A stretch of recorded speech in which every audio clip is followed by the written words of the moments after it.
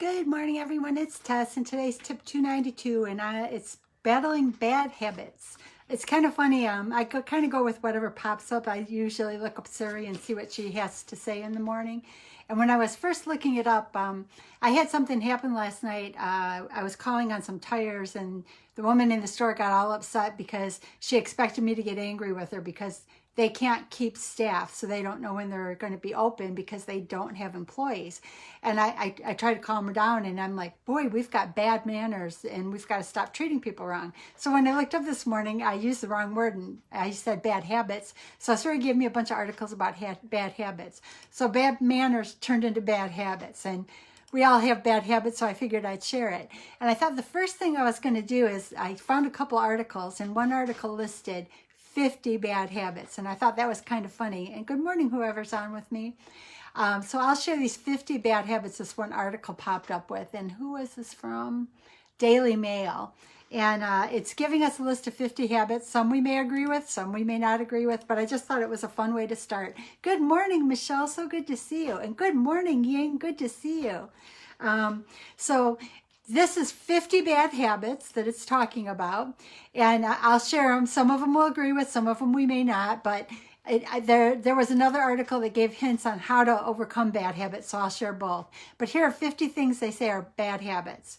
Smoking, swearing, picking your nose, biting your fingernails, coffee, tea, reality television, fast food, alcohol, comfort shopping, credit cards, Facebook, Twitter, Google, the gym, sugar, yeah, that's a problem for me, chocolate, fizzy drinks, iPads, smartphones, meat, video games, cracking your knuckles, speaking with our mouths full, talking to yourself, the use of the American English, sex, childhood toys, boiled sweets, bread, pasta, dairy. Yes, there's some of these we're not all going to agree with. Dairy, picking teeth in public, shaving, clubbing, supporting a football team, women's maiden names. These are all bad habits. Humming to yourself, dyeing your hair, tattoos, piercings, pets, salt, tomato, ketchup, working, a bad habit. Oh, well, we all have to work. Chewing gum, biting the ends of pens. Oh, I do that. Licking the spoon when baking, road rage, and extravagant spending. So that was a list of a bunch of bad habits. And I just thought that was kind of a funny way to get started with this. And of course, we don't want to just go with a list of bad habits. So I thought, well, yeah, I know. Isn't that funny? Ying, maiden names. So there's some of them I won't agree with, but I just thought it was kind of a funny list to put together. Some we would agree with, some we won't agree with. But I guess really the most important thing is that we all have a habit, whether it's considered the top 50, but it's something that we might want to overcome. So I found another article, and this one was by James Clear, and he is actually self-improvement motivator, and his article was called How to Break a Bad Habit. And really basically a lot of these ideas are things that we've all heard before, but I think that sometimes even for me to do these talks, it just reminds me and gives me something to work on every day. And what he's kind of saying is that a cause of bad habits is stress and boredom. And I think I would agree with that, because I think that happened to a lot of people when we went into lockdown. They got bored, there were weight gains, manners. That's what kind of triggered me into this at first, is bad manners. I mean, I was talking to a woman on the phone yesterday, and she instantly expected me to get angry with her. And I thought, wow, we have to really be careful, because and it was all about tires. I was just calling to find out if they had tires in stock. And she's like, there's nobody there, and I don't know when they'll be back. And I'm like, should I call tomorrow? And she's like going into this big angry explanation. And I'm like, oh, hold on. And what I realized is that because it's a place that normally is open every day, people have been reaming her apart. And she's like, I can't answer you because I don't know when we're going to have staff. So that's what triggered me on this path. But that we're going to have to work on maybe on another day. But to work on bad habits, that is a bad habit. Treating people badly is a bad habit. And if you're doing it out of boredom or stress, we have to find other outlets, because taking it out on other people is just really not the answer. But like he said, stress and boredom is a reason that some of us have bad habits or bad behavior. And it doesn't have to be that way. But what he recommends, and I'd say Doc V says this a lot too, don't eliminate the bad habit, just replace it. Work on something replacing it.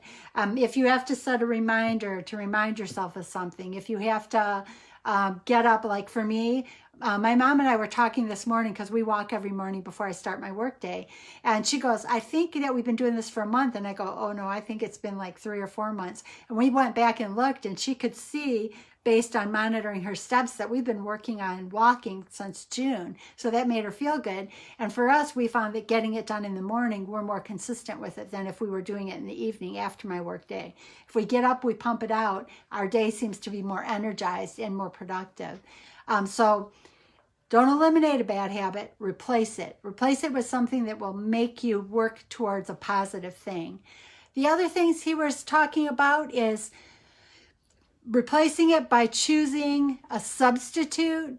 And whatever it is you're dealing with, you have to kind of have a plan for how you're going to substitute it. Like I've heard Doc V say, and I've heard other like weight loss professionals say things like, if you're struggling to get rid of pop, maybe replace 1 pop a day with water, and then eventually 2. And I would agree with that, because even my walking, I started with like even steps. I just started with 2,000 steps because I wasn't walking much when I went into lockdown. And now I shoot for 10,000 steps a day. But of course, I check in with my AP every day. And there have been a couple of days this week alone that I've had to be putting steps in around the house or outside around the house to get to my 10,000. But that checking in or finding another method is what's helped me to stay committed to trying to up it. And I did start at around 2,000 because I wasn't putting any steps in before all this happened. It does say cut out triggers as much as possible. For those with families, it might be hard. If you have food triggers, there are things you probably shouldn't have in your house. It is easier for me to just make sure it doesn't come in the door. If it is there are things like I don't eat ice cream. I loved ice cream before I had surgery. I don't buy it. I don't eat it. I am one of those all or nothing. I don't know if I can be trusted with it again. So versus take the chance, I just don't invite it in. This is another tip. Doc V will tell us that you need to shop your accountability partners till you find one that works for you, because joining forces or having each other to be accountable to, or working with someone, like walking with my mom every morning, make sure that I do walk every morning, checking in with my AP every night, make sure I get those 10,000 steps in. So use the tools to help yourself, but in the same sense, you're helping somebody else. And so surround yourself with people who live the way you want to live. That's another big thing that we've learned in the tribe. Look for a group of people where we can all reach our hand out to help each other up. That definitely helps me a lot, is even going live, because I feel an accountability or a responsibility that if I'm going to do this, I have to be doing something to make myself better. So thank you all very, very much for being here for me. The next thing it says is visualize succeeding. And I think that's a good one too. Just, but make it enjoyable. Anything in life should be enjoyable. I think that if we start getting caught up in frustrated, like I make a joke. If I haven't hit my 10,000 steps and my alarm goes off to remind me about it, I just make a joke about it and go get them in. If I was frustrated and angry about it, it would be easy for me to say, no, I'm not going to do it. So make it fun and playful. And it is something at least I find works better for me. So visualizing it is not a bad idea, but make it fun and light. You don't need to be someone else. You just need to return to the old version of you. And I think that's true for most of us that battle weight or even being active. We were all active as kids. Life evolved and changed, and we have to kind of go back to that old way of being so that we can become the person that we were. We've been kind of conditioned by jobs and by even what's been going on in the world the past couple of years. And if we can dig back in and become more in tune with how we feel on the inside, it might help us to find more enjoyment on the outside to work towards our goals.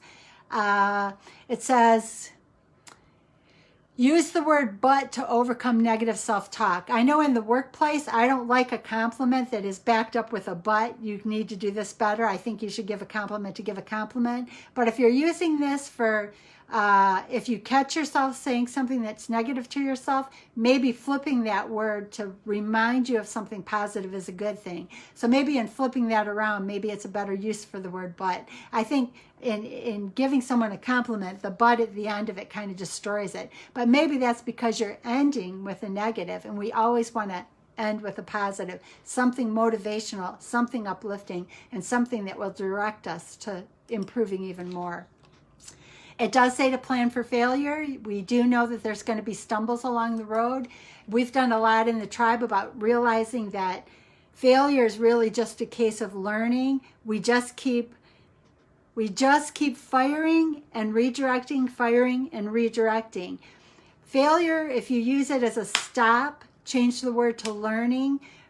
What works for you, I know, is all different for each of us. I do tend to try to replace the word failure with learning and knowing that I'm just moving down the road. If I get stuck in this failure and how to fix it, sometimes I end up in a little circle of downward negative thoughts. So I'm always trying to say, okay, what did I learn? Keep moving. What did I learn? Keep moving, and keep moving down the road. His next area, he talks about